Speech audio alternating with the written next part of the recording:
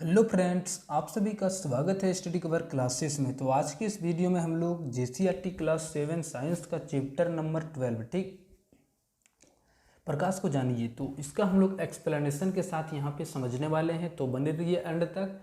Channel पर नए हैं तो चैनल को सब्सक्राइब कर लीजिए। चलिए शुरू करते हैं। ठीक, बोलता है, क्या आपने बंद या अंधेरे कमरे में किसी छिद्र से आता हुआ सूर्य की प्रकाश की किरणों को देखा है? क्या कभी रात्रि के समय रेल इंजन की हेडलाइट या लाइट हाउस की सर्च लाइट से आते प्रकाश की किरणों को देखा है?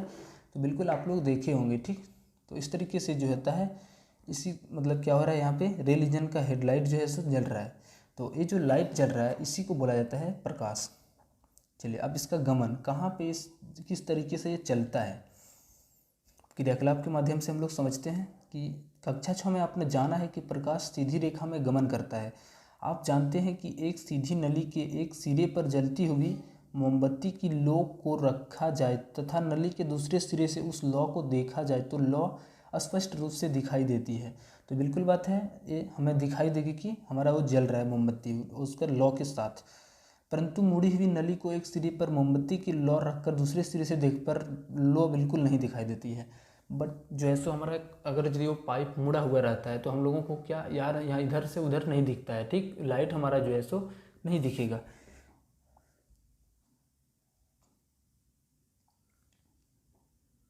देखिए, ये हमारा यहाँ पे मोमबत्ती रहा और ये सीधा रहा है। सीधा में हमको देखेगा, लेकिन यही जब इस तरीके से हम लोग क्या करेंगे, टेढ़ा अगर बीच में रहेगा तो ये हमें प्रकाश दिखाई नहीं देगा, यानी आर पार इधर से उधर नहीं दिखाई देगा। चलिए, अब क्रियाकलाप 2 है इसका। इसके जो सामग्री है क्या क्या है, जूता का डब्बा या अन्य बड़ा डब्बा, पारदर्शी सीट, प्लास्टिक, टॉर्च, अगरबत्ती, फेविबॉन्ड, पारदर्शी शीशे का जार, डेटॉल, टॉर्च इत्यादि। इसका क्रियाविधि, ठीक, कार्टून के डब्बे के 3 सतहों को कैंची से काटकर बड़ा छिद्र बनाइए। यानी सबसे पहले 3 सतह को काट लेना है और वहाँ पे बड़ा छिद्र बनाना है। इस पर फेविबॉन्ड की सहायता से पारदर्शी शीट पर चिपका दीजिए। फेविकॉल जो हमारा रहता है उसको क्या करना है, इसके चिपका देना है। डब्बे के अंदर जलती हुई अगरबत्ती आलू की सहायता से रख दीजिए। थोड़ी देर में डब्बा धुएं से भर जाएगा। अब टॉर्च जलाकर उसकी रोशनी पारदर्शी शीट पर डालिए। आपको क्या दिखाई देता है? डब्बे के भीतर प्रकाश सीधी रेखा में जाता हुआ दिखाई देगा। यानी क्या, वो सीधी रेखा में जाता है। अगर यदि इस पार से उस पार देखें तो क्या, जो लाइट है उस पर हम लोग डालेंगे तो सीधा इधर से ऊपर जाएगा। इसी प्रकार शीशे के जार में पानी लेकर उसमें डेटोल के कुछ बूंद डालिए। धुंधले पानी में टॉर्च को रोशनी डालिए। आपको क्या दिखाई देता है? तो क्या दिखाई देता है, तो जो क्या होगा कि यदि प्रकाश के गमन के रास्ते में चमकदार पृष्ठ रखा जाए, जब चमकदार पृष्ठ, कोई चमकने वाला चीज़ रखा जाए तब क्या होगा। ठीक, प्रकाश के गमन मार्ग में चमकदार पृष्ठ प्रकाश के गमन की दिशा में परिवर्तन कर देता है।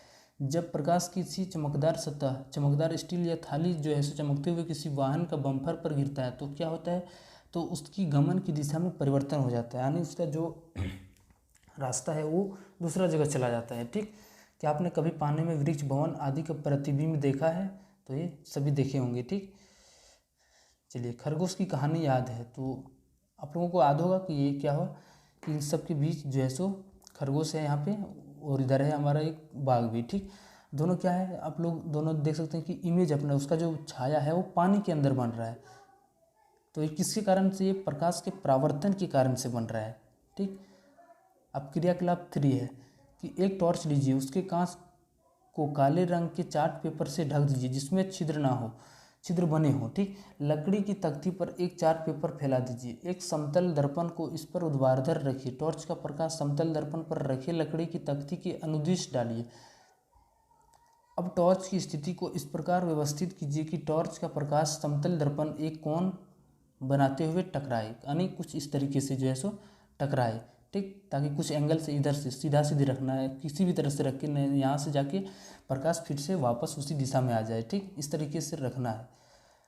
अब यहाँ पे बोलता है कि आपने क्या देखा, क्या अपने दर्पण ऊपर गिरने वाले प्रकाश की दिशा में परिवर्तन करता है? तो बिल्कुल ये दिशा में जो है सो अपना परिवर्तन कर रहा है। पहले वो सीधा जा रहा था, फिर वो अपना वापस उसी दिशा में जा रहा है जिस दिशा से वो निकला हुआ था। इधर उधर इस प्रकार हटाइए कि उसको प्रकाश दर्पण पड़ता रहे। क्या पूर्व में दर्पण द्वारा परिवर्तित प्रकाश की दिशा में कोई परिवर्तन दिखाई देता है? परिवर्तित प्रकाश की दिशा के अनुदिश दर्पण में देखिए, क्या आपको दर्पण में कुछ दिखाई देता है? क्या यह छिद्रों का प्रतिबिंब है? यह क्रियाकलाप प्रकाश के परावर्तन को दर्शाता है। दिशा परिवर्तित प्रकाश को परावर्तित प्रकाश कहा जाता है। वो जो परावर्तित प्रकाश किसको कहेंगे? जो इस तरीके से हम लोगों ने यहाँ पे एक शीशा रखा था, ठीक। अब जैसे प्रकाश इधर से आया और इधर से आके फिर से वापस आया, जो ये इधर से जाके और फिर इधर आ गया, इधर वाला हम लोग क्या बोलेंगे? ये जो आया घूम के, उसको परावर्तित प्रकाश कहते हैं, परावर्तित किरण कहते हैं। और इधर से जो जाता है ये हमारा आपतित जाता हुआ किरण कहता है। दैनिक जीवन में वाहन में लगे दर्पण पर गिरती प्रकाश गिरने की दिशा में परिवर्तन होता दिखाई देता है। यह प्रकाश के परावर्तन का कारण होता है। तो ये सारी चीज़ जो खेला है वो किसका है? तो प्रकाश के परावर्तन का है।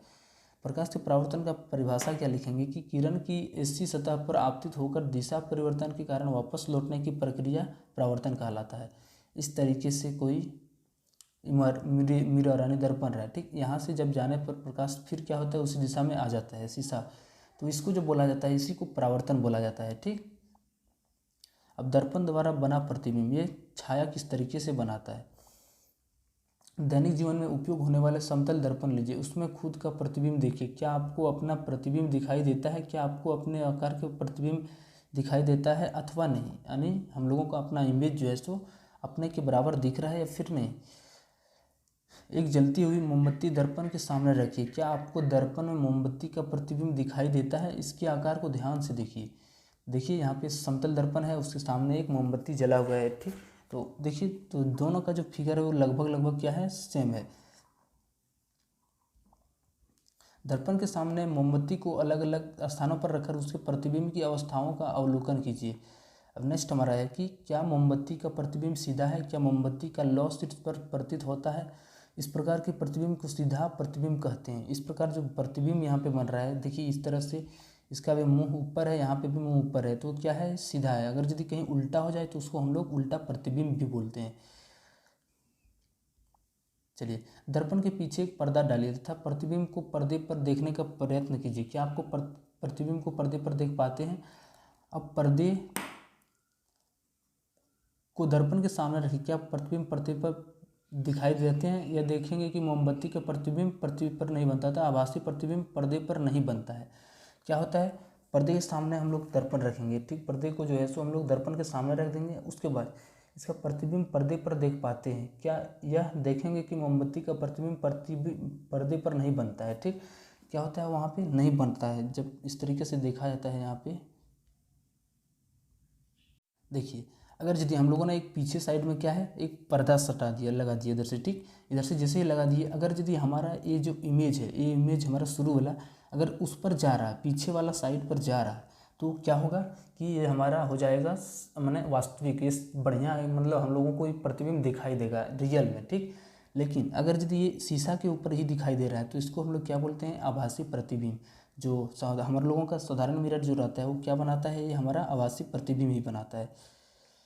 चलिए, क्रियाकलाप हम लोग यहाँ पे 5 पर, एक सफ़ेद वर्गाकार चार्ट पेपर चलिए ले लीजिए।